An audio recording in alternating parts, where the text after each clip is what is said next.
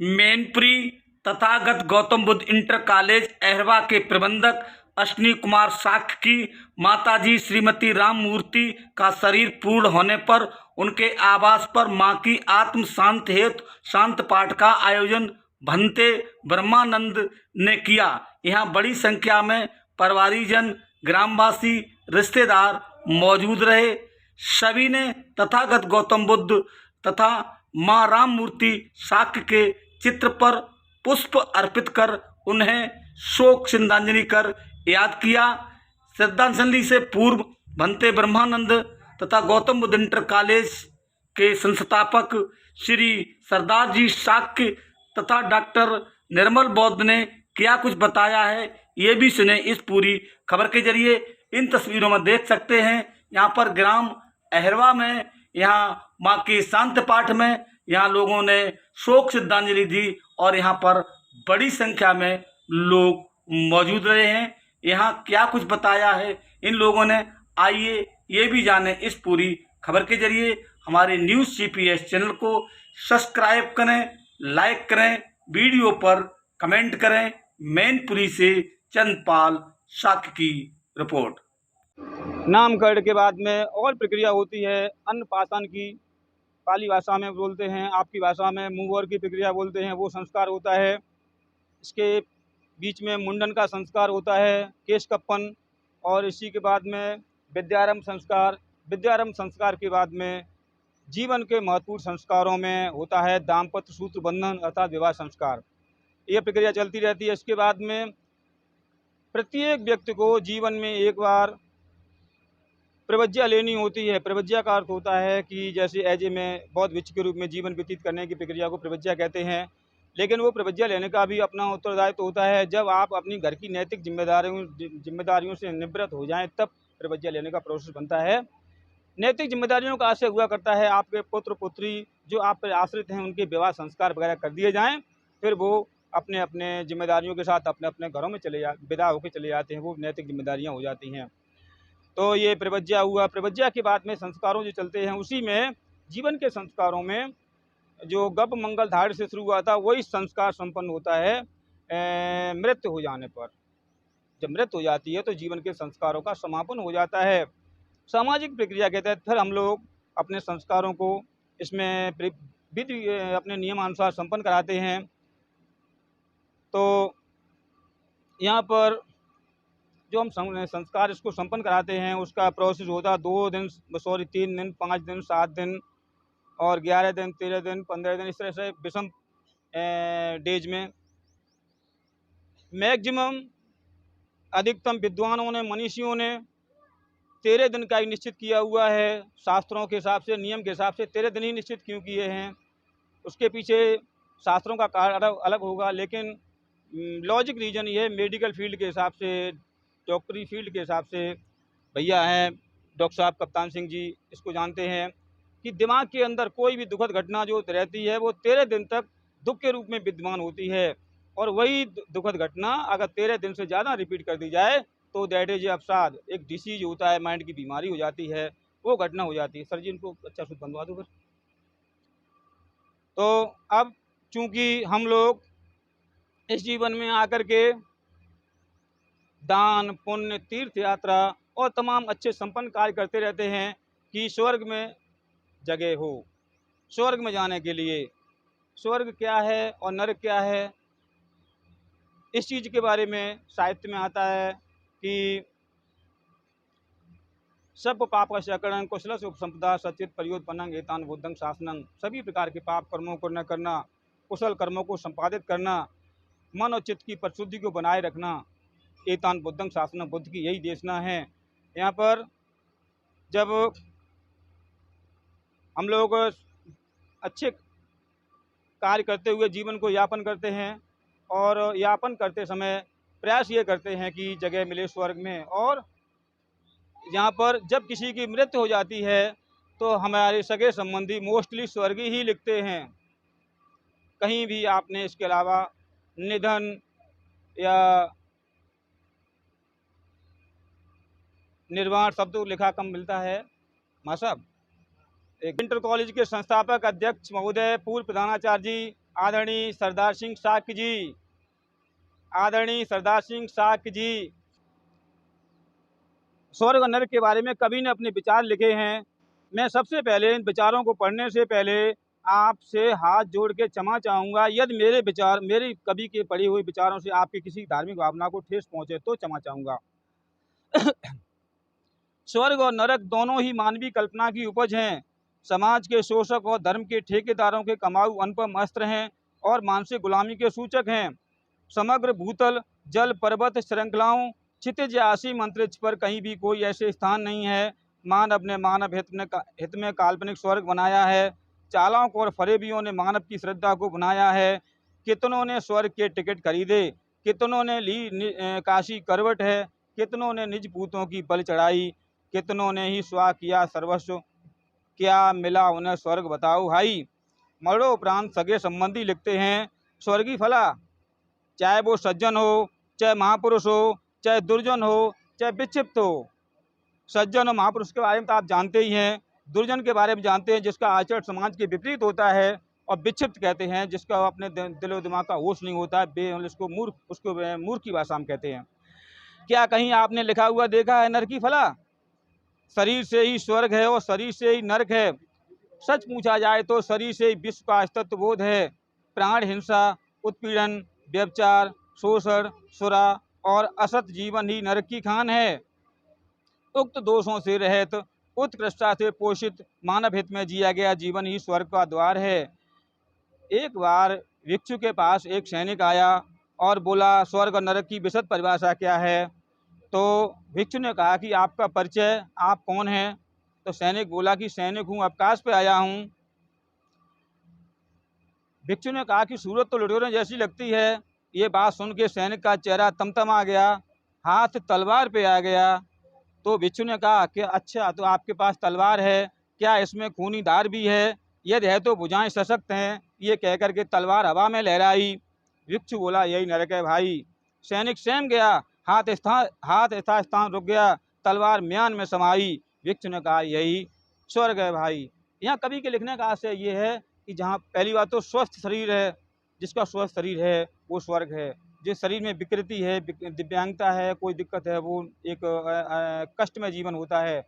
और जहाँ शांति है, संयम है, वहाँ स्वर्ग है। जहाँ कलेश है, दुख है, असंतोष है, वहाँ दुख है, में कष्ट है, नरक है।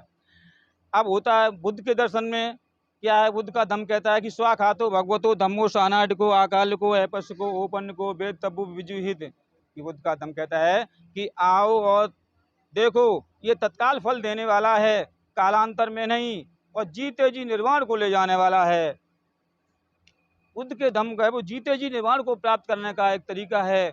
निर्वाण का अर्थ होता है निकार्थ निश्चय और बान माने तृष्णा। मानव के जीवन की वो अवस्था जब उसकी तृष्णा समाप्त हो जाती है, वो निर्वाण की अवस्था होती है। और निर्वाण की अवस्था में भगवान बुद्ध ने जीते जी निर्वाण को प्राप्त किया। उनके पंचवर्गीय भद्री ब्राह्मण शिष्यों ने जीते जी निर्वाण को प्राप्त किया। अन्य लोग बहुत सारे इतिहास में आते जिन्होंने जीते जी निर्वाण को प्राप्त किया है। अपनी इच्छाओं पर विजय प्राप्त करना ही निर्वाण की अवस्था होती है। फिर होता है परिनिर्वाण। परिनिर्वाण में ये होता है कि इच्छाओं की विजय समाप्ति के साथ साथ शरीर भी समाप्त हो जाता है। ये परिनिर्वाण की अवस्था होती है। तो यहाँ पर अभी बुद्ध, मैंने दोनों चीज़ों को विश्लेषण से बताया। बुद्ध के धम्म में परिनिर्वाण होता है और निर्वाण की तरफ ले जाने का उससे आशय हुआ करता है। और यहाँ पर स्वर्ग और नरक का कॉलम अलग होता है, यहाँ पर इसका कोई आशय नहीं होता है। पर ऐसा नहीं कि मैं उससे पीड़ित न हूँ, मैं भी उससे पीड़ित हूँ, सभी लोग रोते हैं। तो यहाँ पर बुद्ध के दर्शन में दो ऐसे पात्र आते हैं जिनका कि ट्रेजिडी के रूप में उनका अंत होता है, पट्टाचारा और कृष्णा गौतमी। तो मैं केवल यहाँ पर कृष्णा गौतमी के कैरेक्टर के माध्यम से, उसके जो उनका चरित्र रहा है उनके माध्यम से महिलाओं को विशेष तौर से ये धम्म देशना देना चाहूँगा कि कृष्णा गौतमी के बारे में ऐसा इतिहास में आता है। कृष्णा गौतमी, उनके पति और एक पुत्र, 3 लोगों के सहारे एक संयुक्त परिवार में रह रही थीं। होता ये है कि कालांतर में कुछ समय बाद उनके पति की मृत्यु हो जाती है। तो वो रोती है, चिल्लाती है, और रोते रोते चिल्लाते चिल्लाते बेहोश हो जाती है। इसी के बाद में गांव की महिलाएं और सब लोग उसे धीरज मनाती हैं, कोई बात नहीं, आपके पति की मृत्यु हो गई है तो पुत्र के सारे जीवन कट जाएगा, जीवन काट लेना। बहुत सारी महिलाएं पति की मृत्यु होने के बाद में अपने पुत्र के सहारे या पुत्री हो उसके सारे जीवन का व्यतीत करने की भावना रखती हैं। कृष्णा गौतमी भी इसी भावना के साथ पति के अपने अंतिम संस्कार को संपन्न करने के बाद पुनः अपने सम्यक जीवन में आ जाती हैं और पुत्र के सारे जीवन व्यतीत करती है। होता ये है कि कालांतर में कुछ समय बाद इतिहास में आता है कि वो बच्चा कहीं जंगल में गया है लकड़ी काटने के लिए, कहीं आता है फूल बीनने के लिए, और उस बच्चे को एक दुर्घटना में वो ऐसा होता है कि कहीं तो सर्प काटने की घटना आती है। इस तरह से बच्चे को सर्प काट लेता है और बच्चे की भी मौत हो जाती है। उस कृष्णा गौतमी को सूचना दी जाती है कि आपके बच्चे की मृत्यु हो गई है। तो वो वहाँ पर उस बच्चे के पास पहुँचती है, उसकी मृतक शरीर को लेकर के बहुत रोती है, चिल्लाती है। गांव की महिलाएं सब इकट्ठी हो जाती हैं और रोते रोते बेहोश हो जाती है। फिर उसको बताया जाता है, कुछ महिलाएं बताती हैं कि भगवान बुद्ध उस समय अपने शिष्यों के साथ श्रावस्ती के पास में थे, तो बताया भगवान के पास ऐसी दिव्य शक्ति है कि वो मृत बच्चे को जिंदा कर देते हैं। इस भावना के साथ कृष्णा गौतमी अपनी सहेलियों के साथ, महिलाओं के साथ बच्चे के डेड बॉडी को लेकर के भगवान के पास जाती है। जहाँ वृक्ष संघ थे वहाँ पर बैठ करके आनंद के माध्यम से अपनी समस्या बताई जाती है। आनंद को बताया जाता है कि भगवान आनंद, ये महिला थी, इसके पहले पति की मृत्यु हो गई तो सोचा पुत्र के सारे जीवन कट जाएगा, अब इसके पुत्र की भी मृत्यु हो गई है और इसको ऐसा पता लगाया कि आपके पास ऐसी दिव्य शक्ति है कि आप मृत बच्चे को जिंदा कर देते हैं। तो डायरेक्ट भगवान उससे कहते हैं कि मृत बच्चा जिंदा नहीं होगा, तो वो नहीं मानती।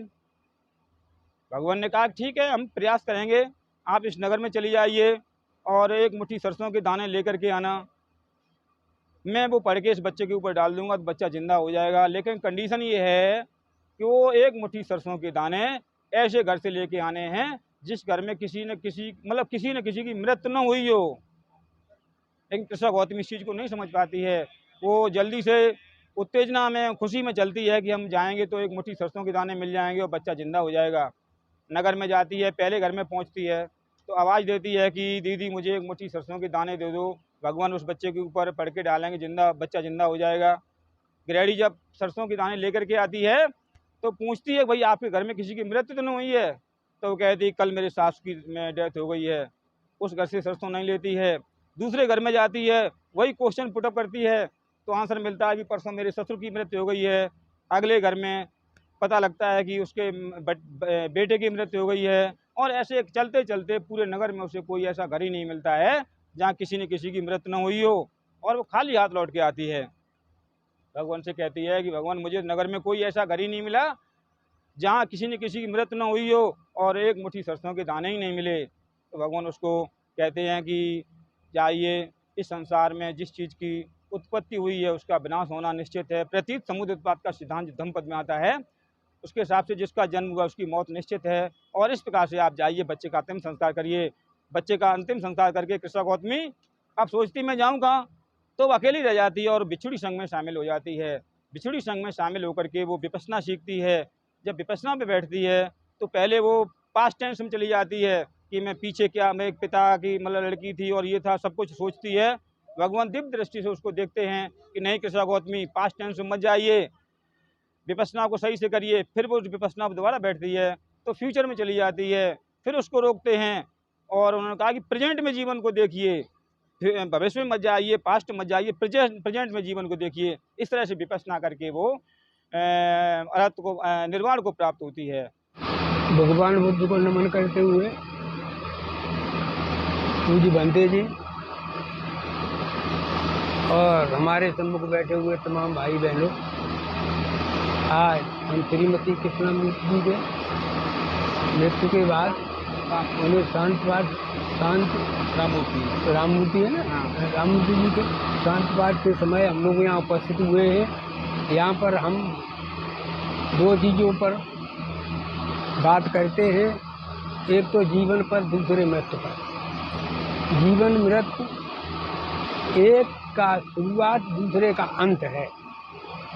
ये कहने का मतलब ये है कि ऐसे एक का दरवाज़ा खुला और दूसरे का बंद हुआ। देर नहीं होती उसमें। जो हमारा जीवन तत्व है, जिसे दूसरे लोग आत्मा कहते हैं, लेकिन बौद्ध धर्म में आत्मा को नहीं स्वीकारा है। जीवन ज्योति को या जीवन तत्व को ही सुधार। तो वो जीवन तत्व है, वो हमारा जो कर्म है उसको लेके जाता है, वो अकेला नहीं चलता है।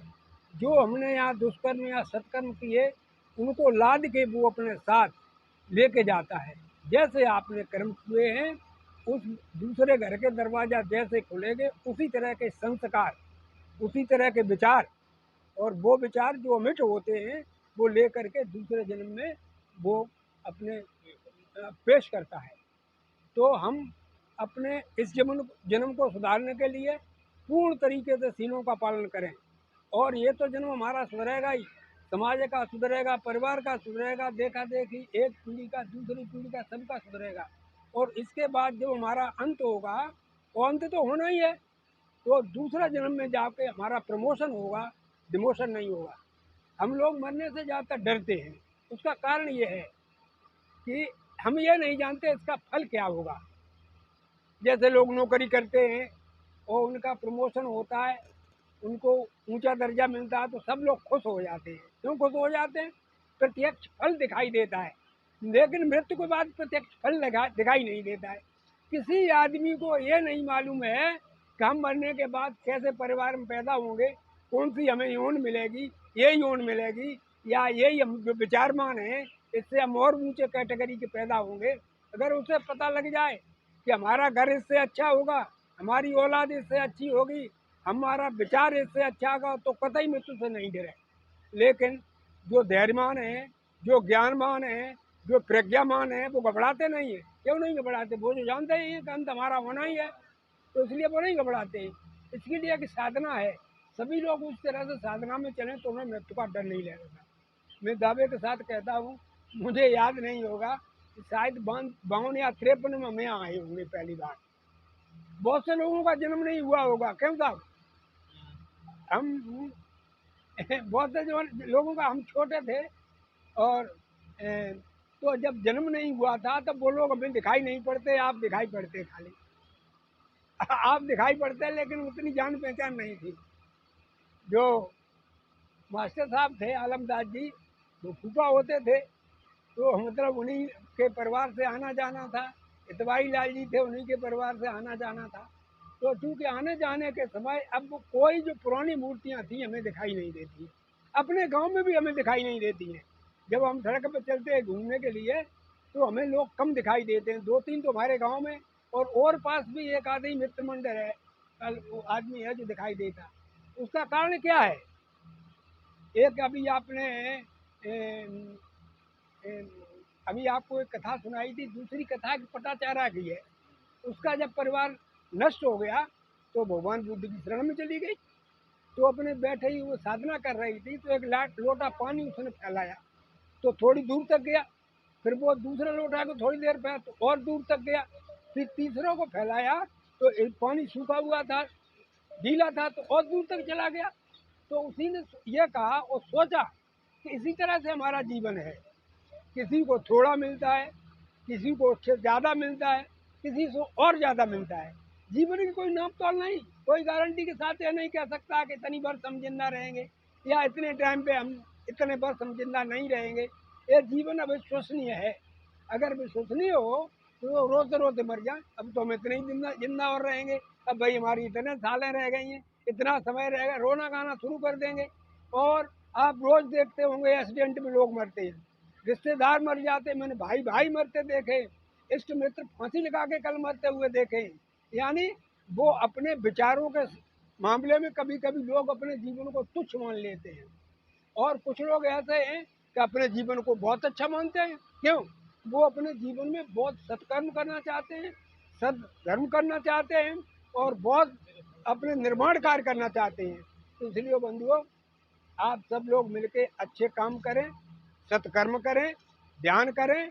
इसलिए आपको जीवन से मृत्यु से डर नहीं लगे और सदा आगे वाले जन्म में बढ़िया जन्म मिले। इस प्रमोशन के साथ आप जिंदा रहें, उत्साहपूर्वक जिंदा रहें। इसी के साथ मैं अपनी बात